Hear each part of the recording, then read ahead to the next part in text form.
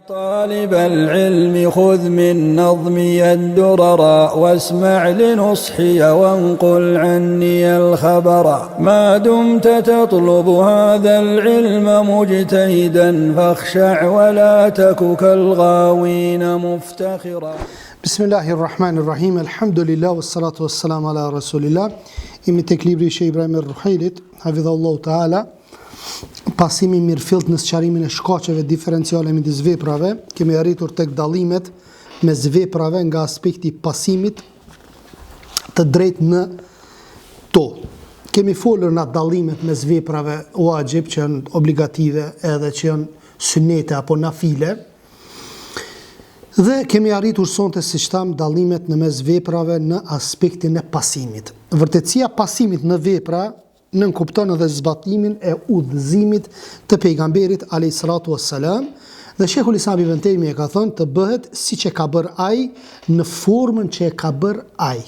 Domethënë në formën se si e ka bërë ai, në kohën kur e ka bërë ai, çësht thot edhe Sheikhu Thejmini, kur bëhet një vepër duhet të kaloj në disa rregulla, apo më thonë rregulle si rregullin e kohës, mënyrës, sasisë, llojit, vendit, gjitha këto gjëra mu shiku. Për shembull dia një shembull konkret, ta zon dikush don me e pre një kurban për kurban bajram. Ky person e ka niyetin me pre një kurban, apo po çka thot, po du me pre kurban një pul. Ai pranohet, si pranohet, sepse llojin si ka qellu. Tjetri thot, one po du me dhonë zekatin, masha Allah, i themi shumë mirë. Kohën e zekatit e gjen, apo një vjet i bëhet, dhe çfarë e jep 1.5% zekatin. A i pranohet? Jo, sepse sasin nuk ja ka qëllu. Apo, vendin për shembull, don me kry këtë itikafin. Itikafi ku kryet? Në xhami. Allah unë po du me kry itikafin qëto? Zban, në xhami du të me kry itikafin. Ky e ka kundërshtu vendin, apo? Për atë arsye dhe bidatet ndahen në bidate hakiki edhe bidate idafi. Në bidatet idafi janë shumë të rrezikshme se si marrësh vesh. Sepse kur ti i thu për shembull, pse pe bën këtë zikr, këtë dhikr, po më ndalon nga përmendja e Allahut? Unë po them Allah, unë po them subhanallah, unë po them la ilaha illa Allah. Apo mirë, po nëse e merr në kohën, ja gjen një kohë caktuar dhe thu ç't ku është më mirë, çka që numër është më mirë, çtu e ki problemin. Se ki problemin te dhikri si fjalë, po e ki problemin tek lloji, tek mënyra, apo. Kjo do të thotë se pasimi i pejgamberit alayhis salatu wassalam në vepra patjetër duhet të realizohet në këto dy pika. E para, përputhja me profetin alayhis salatu wassalam në vepër që të jetë një lloj si vepra pejgamberit alayhis salatu wassalam. Apo do më të pranu vllovjen, më së pari duhet sinqeritetin me pas. Pas sinqeritetit pastaj çka? Me pasu rrugën e pejgamberit alayhis salatu wassalam. E dyta thot përputhja me të në qëllim, siç tham, duke përjashtuar nga kjo atë vepër që e ka bërë profeti, jo në formë adhurimi, por si zakon. Domethënë pejgamberi alayhis salatu wassalam ka hongër tranguj me hurma. A është sunet me hongër trangur me hurma?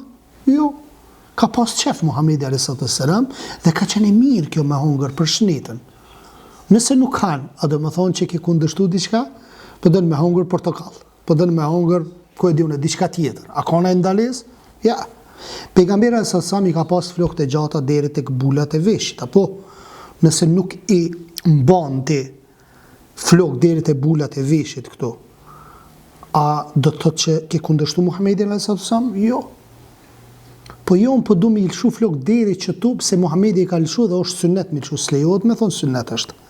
Po Sheh Fauzani thot, nëse e ki për qëllim, apo pse i ka lëshu Muhamedi alayhis salatu wassalam deri këtu për mi përngjasu apo mënyrës së flokëve, shpresojmë nga dashuria që e ki për Rasulin alayhis salatu wassalam, shpresojmë që të merresh problem, po jo në aspektin e sunnetit.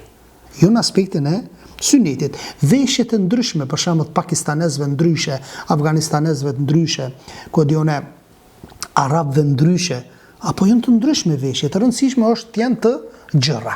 Kjo është, domethënë që mos të keq kuptohet çështja e sunetit dhe adetit. Apo sa i përket pasimit veçantë, ai është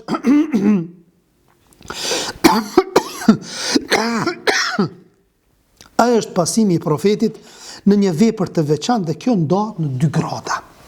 Pasimi obligativ dhe pasimi i plotësimit të veprës. Milon vetëm në terme nuk kupton pa shembuj. Apo nëse themi pasimi obligativ dhe pasimi i plotësimit të veprës. Pasimi obligativ është për shembull që nuk të pranohet, apo nëse nuk e bën, që i ki obligim me bo, i ki kushtet, shtyllat, vajxhipet e namazit, pa të cilën namazin nuk është në rregull. Nëse ti nuk ki abdest, a ki namaz? S'ki namaz, s'ke hiç namaz. Nëse ti me qëllim e devion kiblën, nuk ki namaz. Pa qëllim se ki ditë, është diçka tjetër, apo nëse ti me qëllim e ki vendin e fliç ku bën sejdë, apo rrobat i ki të fliçta, nuk të pranohet namazi. Nëse ti avretin e ki qel me qëllim, pa dashje, edhe pse du të ketë shumë kujdes, nuk të pranohet namazi. Nëse ti me qëllim nuk e thu surët al-Fatiha, ata nuk e ki namazin në rregull. Duhet një rekat tjetër me thonë surët al-Fatiha edhe me bo sefi sejdën. Domethënë çto sene janë çfarë pasimi obliguar pa tjetër që ti duhet me bo për me ta pranu Allahu Azza wa Jall, me ta pranu veprën. Thot, kjo vepër është siç transmeton edhe pejgamberi alayhi salatu wassalam, "Men ahdatha fi amrina hadha ma laysa minhu fa huwa rad", thot kush shpik në fen ton, atë që nuk është prej saj, ajo është e refuzuar. Dhe thot kush e bën men amila amalan laysa alayhi amruna fa huwa rad, thot kush e bën një vepër që nuk i përket fesë ton, ajo është e refuzuar. Një po thot kush shpik, edhe një po thot kush e bën një vepër që nuk është prej fesë ton. Kjo i përket gradës parë, që nuk të pranohet vepra përveç se me, domethënë, praktikimin e veprës së obliguar. Bukur. Grada e dytë është pasimin në plotësimin e veprës. Nëse nuk e plotëson veprën, a të pranohet ajo vepër? Po. Cili për shembull? Abdesti. Me la 3 herë në ditë është plotësim, me la 3 herë gjymtyrën gjatë abdestit është plotësimi i abdestit. Me la 1 herë e ki kryer obligimin. Që kjo është dallimi mes të parës edhe mes kësaj. Obligimit dhe plotësimit. Obligimi është 1, plotësimi është 2, 3. Ka dallim. Apo thot, e ajo është pasimi i pejgamberit alayhi salatu wassalam në udhëzimin e tij të plot në këtë vepër dhe përpjekja në kryerjen e saj në formën më të plotë. Pa ndonjë mangësi në të, edhe thot në asnjë lloj aspekti, edhe kjo kërkon realizimin e disa aspekteve. Aspekti i parë thot sidomos përsosja në abdest, larja e 2 apo 3 herëve.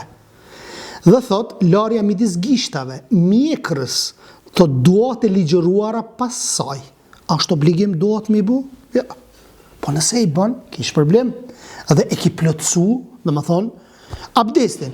Pastaj thot duaja hyrjes në namaz, shtesa më shumë se njëherë në lartësimin e Allahut në ruku. Shembull obligim e ki Subhane Rabbil Azim, një me thonë. 3 është sunet. Subhane Rabbil Ala, 1 është obligim. 3 është sunet. Është vepër e pëlqyer, që i bie me të parë nëse një e ki bo, e ki kry. Po do me plotësu, normalisht e plotëson. Ngritja e durve, a është obligim? Do më thonë që ngritën durët, përdin, do më thonë mas rukus, kur jenë ruku për shembull, semi Allahu limen hamida, a është obligim i ngrit durët? Jo, s'është obligim. Mirë, por nëse i ngrit, e ki plotësu, e ki zbukuru, ki 10 sevape kanë thonë për ulemave, kush i qënë durët, apo gjatë namazit, sepse vetë Muhamedi a.s. i ka ngrit duart. Pastaj thot, qëndrimi në Mina natën e 9, prekja gurit zi, puthja e tij, nuk janë obligim, janë sunet. Thot prekja këndit Jemenit në tavaf, qenet i pastër për gjatë ecjes në Safa dhe Marwa, dhe lutja në të e të tjera sunete në adhurime që e plotësojnë qatë obligim, e shkurt e kjartë, që shia mbi tort, e zbukurojnë çat fars, çat obligim. Pastaj thot abdesti me plotësimin e syneteve është më i mirë se abdesti që nuk e plotson. E njëjta gjë mund të thuhet edhe për namazin, agjërimin, gjitha këto vepra i kemi dhe prej plotësimit të abdestit është hadithi i Uthmanit që na tregon në detaje, domethënë marrjen e abdestit. Tamam detaje kështu, çuç e ka marrë Muhamedi alayhi salatu wassalam dhe thot i dërguari Allahut, kush merr abdest si abdesti im, pastaj thot fal 2 rekate, duke mos folur diçka në vetvete, thot i falen atij mëkatet e mëparshme. Allahu akbar, subhanallah. Merr abdest, i fal 2 rekate pa folur me kërko hiç, thot falen mëkatet e mëparshme. Sa lehtë. Sa lehtë. Po shejtani të bën me harru. Mos mi fal këto. Fol, bën muhabet në xhami, ku e di unë, anë ikni, vetëm e vetëm mos më të lon mi fal edhe 2 rekate dhe me të fal mëkatet e kaluara. Po flasim për mëkatet e vogla, nuk po flasim për mëkatet e mëdha, se për mëkatet e mëdha duhet me pas, domethënë, tobe të sinqert edhe tobe, domethënë sipas atyre rregullave që janë 3 kushteve. Dhe siç dihet, abdesti i përmendur përfshin disa synete të cilat nuk janë të obliguara siç tham. I bën betal përcjell nga disa dietar, atij që e bën vezvese shejtani dhe mendja e tij në namaz sillet rreth disa gjërave. Pa qëllim, shpresohet që atij t'i pranohet namazi të mos prishet dhe është një gradë më poshtë se namazi i tij që nuk mendon diku tjetër. Më poshtë. Domethënë atë sa ki kujdesin edhe koncentrimin në namaz, që më shumë kish problem. Edhe jo rastësisht Muhamedi a.s. po thot që kushdo që fal namaz, hin namaz, merr shpërblim prej namazit 1/10, 1/9, 1/8, 1/7, 1/6, këtë merran deri në fund. Varësisht nga koncentrimi yt. Shikoj vetën ku je. A keni vret në herë kënaqesh namaz, në herë bën si rutinë. Në herë kënaqesh, në herë kryto valla obligimin. Nuk e ki mendën që shduhet. E ki na i punë, shpejt, hajt ta fali. Bila ka rrezikat pranohet namazi. Ka rrezikat pranohet namazi, o problem, subhanallah. Për dini atë rastin kur ka hi një person, edhe ka fal namaz shpejt, i ka thonë pejgamberi sasam, hen se ti si e fal, shko se ti si e fal. 3 herë i thot vllazni, 3 herë. Kthehet, thot shko se si e fal. Shko se si e fal 3 herë. Thot ja Rasulullah nuk di. Kallzam. Hadithi tjetër thot sikur të kishte me vdek në atë gjendje, kishte me vdek sikur i një umeti tjetër. Jo të umetit Muhamedit alayhis salam. 70 vjet e fal namaz dhe nuk i pranohet namaz, Allah na ruajt. Domethënë është çështje e rrezikshme. Rukun me bë ç'është duhet, sejdën me bë ç'është duhet, edhe me lenin Allahut më tu pranu. Prandaj shpërblimi dallohet me dallimin e veprës. Imam Tahaviu ka thënë, në këto hadithe ka argument se obligimi në abdest është vetëm një herë, ajo që bëhet shtesë për të arritur vlerën e tij dhe jo farzin. Po ashtu pejgamberi sa ka thënë për ditën e xumë. Secili thotë që lahet ditën e xumë, pastrohet sa të mundet, parfymoset, pastaj del në namaz, duke mos përqarë mes 2 njerëzve. Më thonë, mos përqarë 2 njerëzve është mesela që si ju pengon 2 njerëzve në saf, aty mja u bo, që dil ti, anikni, unë po dali pari. Po nëse donë me dali pari, dil më herët. Shko më herët, jo në dakikën e fundit e po dush me dali pari. A i ka dalë para gjysore ka ardhë aty. Pastaj thot, pastaj falet sa të ketë mundësi. Pastaj hesht kur flet imami, i falen mëkatet deri në xhuman tjetër. Allahu akbar. Deri në xhuman tjetër të falen mëkatet. Dhe më thonë mëkatet e ardhshme është fjala që kimi bo të falen. Më thonë me marrë gusëll, apo me pastru, me hinë xhami, mos me hinë për sofa kështu mi ndo sofat, po me hinë sa më herët, me fitu shpërblimin, edhe mu falë deri sa imami hyp në hutbe. 2, 4, 6, 8, 10, sa dush fali. Kjo është, do më thonë, një namaz vullnetar. Jo si kur tek ne që shfalen 4 rekate thirët e zani, hiq mos i kushtar rëndësi e zanit parë. E rëndësishme ti falu. E zani është, bile një vlom thiri pak ma herët, Ibrahimim thiri, po Ibrahim Halilej, një vloj i shkon në Sarand. Ta shaj vloj në Sarand që i shkon, tha, a është në regull kjo se e kish një veç një e zan të e thirë në gjumo, atje në Sarand. Në xhami aty e ka thirrë veç ezanin kur ka hyp imami në hutbe. Thash tamam, kjo është syneti që shtot. Kone pejgamberit sasam që shtu o thirë. Momentin kur Muhamedi, se në gjithë ka qenë shtëpia Muhamedit dhe sasam me xhamin, momentin kur Muhamedi dhe sasam ka dalë nga xhamia, nga shtëpia, në xhami ka hyp në hutbe, atëherë Bilali për jashtë e ka thirr ezanin. Që është ezani i parë. Kur o shtu ezani para këtij ezani, është ezani i Uthmanit për shkak që mileti zgjanu, apo tash nuk ka nevojë më thirr dy ezana sepse secili e din kohën e vet të gjumos. Edhe një çështje tjetër më thiri prap, më tha edhe në kohën e akşamit, tha namazin e akşamit, tha i falshin 2 rekatet e para farzit. Thash edhe kjo sunet është, se mes ezanit dhe ikametit ka namaz, është mirë me fal 2 rekate, edhe me prit, domethënë thirrët ezani, fal 2 rekate se çdo farz i paraprin një namazi, domethënë nafile para farzit. Çdo farz i paraprin 2 rekate. Edhe zaten gjitha namazet i paraprin, përveç akşamit, që falet shpejt akşami. Pastaj thot e radhiti shpërblimin që është falja mëkateve deri në xhuman tjetër në bazë të asaj që u përmend. Ibn Hajeri ka thënë bëhet e qartë me tërë atë që u përmend se falja mëkateve nga xhumaja në xhumo është e kushzuar me kryerjen e tërë obligimeve që paraprin prej larjes dhe pastrimit, parfymimit, gjitha këto gjëra. Nëse i bën në mënyrë të plotësuar e ki faljen e gjunaheve. E nëse nuk i bën, se ki. Nëse nuk i bën, nuk e ki. Domethënë mula, nëse nuk lash, nuk parfymosesh, nuk i bën këto gjëra, se ki shpërblimin apo faljen e mëkateve të kaluara, por se të qoftë më parshme apo dhe të ardhshme, mirë, po çfarë e kryen veç obligimin e xumos, që e ki obligim prej Allahut subhanahu wa taala. Dhe dihet thot se disa gjëra që përmendëm janë prej suneteve dhe jo prej obligimeve si luarja me vaj ose parfymosja kështu me radhë, gjithashtu falja nafileve para namazit është e qartë dhe jo obligim. Po ashtu edhe larja trupit ka hilaf. Disa kanë thonë wajib është mula, gusëll me pas ditën e xumo, disa kanë thonë është sunet. Nuk po e trajtojmë këtë mesele. Aspekti i dytë, dhe sa minuta ka? 9. Ha? Edhe 9, mirë. Aspekti i dytë, pastrimi i veprave nga mëkatet. Shpërblimi i veprave të mira është i madh atëherë kur pastrohen nga mëkatet, sepse mëkati mundet më bëj sebeb vllazni që edhe mos më të pranu vepra, po mundet më bëj sebeb që edhe me zbeh për shembull. A thot pejgamberi alayhi salatu sallam që Allah nuk ka nevojë për ushqim, për lënien e ushqimit dhe pirjen e saj. Për agjërim. Nuk ka. Domethënë çka ty të mbetet vetëm lënia e ushqimit asnjë sevap se merr. Mëkati bëhet sebeb për veprën që ty mos më të pranu. Andaj ki kujdes kur ta bën një vepër për hir të Allahut. Thot Allahu Azza wa Jall, ata që për hir të Allahut e japin pasurinë e tyre, e pastaj atë që e dhan nuk e përcjellur me të përmendur e me mburrje. Me thonë, unë vetë të kom dhona, a dinte. Me tregu kështu pa mburrje, për shembull me tregu atë mirësinë që e ki, që të kom dhonë sen pa mburrje, pa nënçmim, nuk ka problem inshallah taala. Ama me thonë ti kërkushi si e unë, ty ta kom bë këto, e hup se vapin që i ke dhonë dikujt. Do të me pas kujdes në këtë aspekt, se shumicë, subhanallah, shejtani munohet me t'i prish veprat.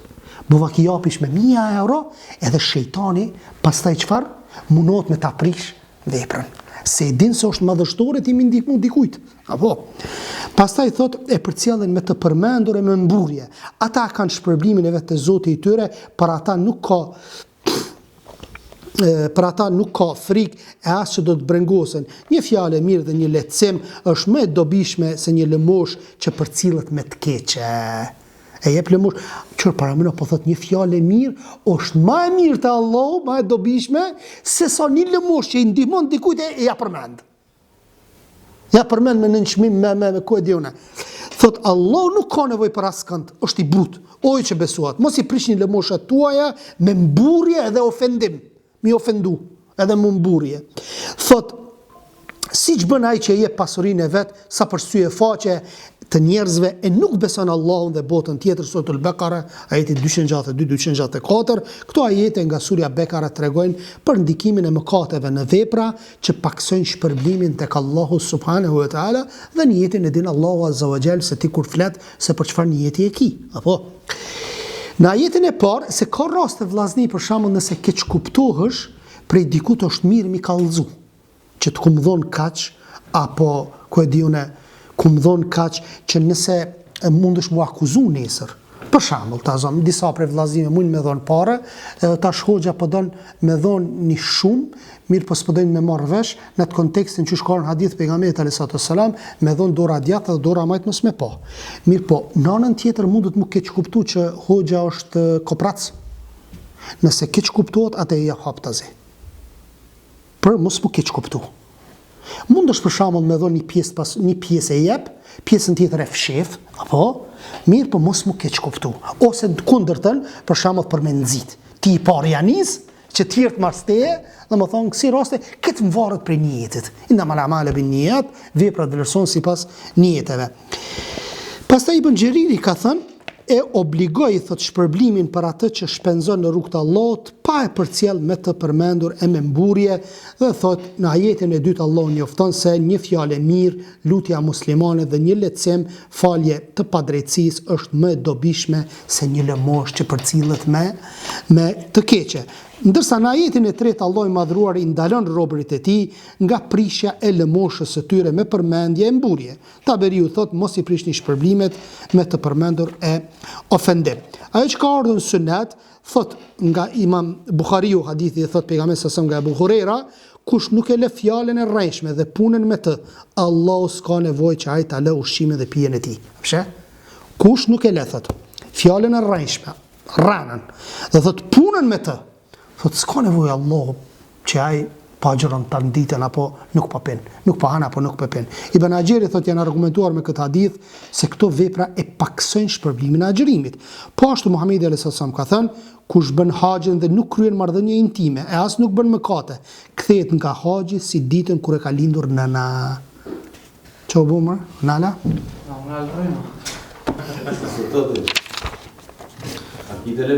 S'ka problem, Sheikhul Islam Ibn Taymija ka përmendur edhe po ashtu, thot njëra është e mendimit se prishet dhe tjetra jo, nëse mëkatet nuk ja zgjasojnë të gjitha të mirat, a ja zgjasojnë ato në masën e tyre dhe a zgjasojnë disa të mira me një mëkat i cili nuk arrin në gradën e kufrit, lidhur me këtë ka dy thënie të ehli sunetit. Dy thënie të ehli sunetit, thot me një Allah thot në ajetin Suratul Bekare, siç e cituam më herët, mos i prishni lëmoshat e juaja me të përmendur dhe ofendim. Ky ajet tregon se ky mëkat e prish lëmoshën.